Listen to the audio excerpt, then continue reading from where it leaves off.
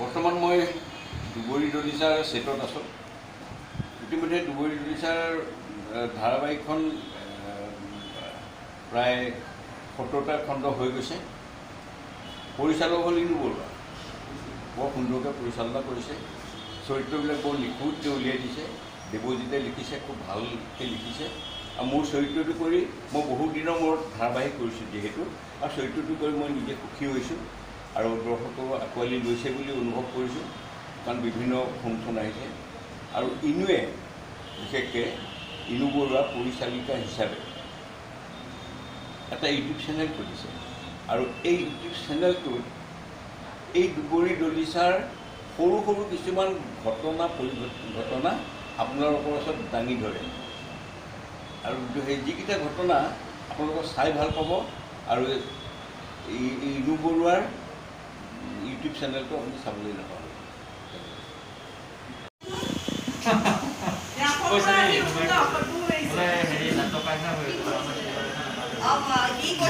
মোকো লাগে দুবৰি দলিচাত গান এটা, মোৰ নাচিম, নৈৰ পাৰত যাম।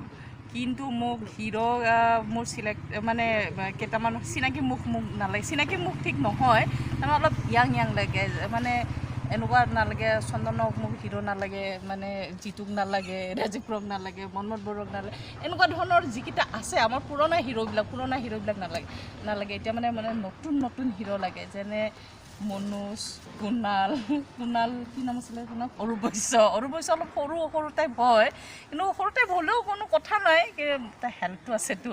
আৰু মনোজটো ঠিক আছে, মনোজ সেনেকুৱা টাইপৰ হ'লে ভাল। আৰু তাতে নৈ পাৰত নাচিম, বতাহত উৰিম, লাগিলে আকৌ ঠাইক কৰি আৰু অকণমান সৰু হ'ম, সেনেকুৱা হ'লে ভাল। আৰু মানে দুবৰি দলিচাত আকৌ মানে হৈ থাকক ভাবিছোঁ। আৰু এতিয়া বেলেগ নহয় কিন্তু দেই, মই পৰাই কৰিম, ৰেঙনিৰ পৰাই কৰিম, আৰু বেলেগ নহয়। ইনুবাই ডাইৰেকশ্যন কৰিব লাগিব। নৈৰ পাৰত যাম, কহুৱা বনত নাচিম, লুকা ভাকু খেলিম, বালি চৰত বালি সাজিম, সেইবিলাকে আৰু কৰিম। আৰু তাৰপিছত এতিয়া হয়নে নহয়, সেই দিনটো কেতিয়াবা অহালৈকে বাট চাই আছোঁ। ভাল পাম আৰু অকণমান মানে জীৱনটো সাৰ্থক হোৱা যেন লাগিব। আৰু বুঢ়া কালত হিৰোইন কেনেকুৱা ধৰণৰ গান লাগে তোমাক? সেই ৰোমান্টিক গান লাগিব, এই বেলেগ নহয়। এই চাউল খুন্দা ধান খুন্দা সেইবিলাক নহয়, ৰোমান্টিক লাগিব। আৰু চাউল খুন্দা ধান খুন্দা হ'লেও হ'ব, কিন্তু তাত ৰোমাঞ্চটো থাকিব লাগিব। ৰোমাঞ্চ বিনা নহ'ব।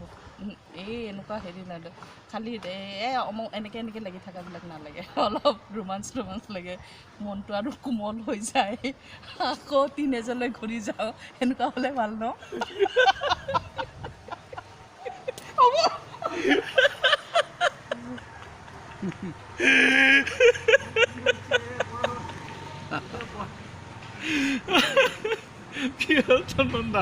মন চন পেলাই দিলে দেখোন। মই মানে এনেকৈ মই বেলেগ কিবা ভাবি আছোঁ। বাইদেউ অৱস্থাটো দেখিহে ঘৰলৈ যাবলৈ মন যোৱা নাই। দুদিনমান থাকিয়ে দিয়ক, নগ'লে ৰুণুৱে অকলে ভয় নকৰিব জানো? নকৰে, আৰু মই তাইক ফোনত চব কথা বুজাই কৈ দিলোঁ।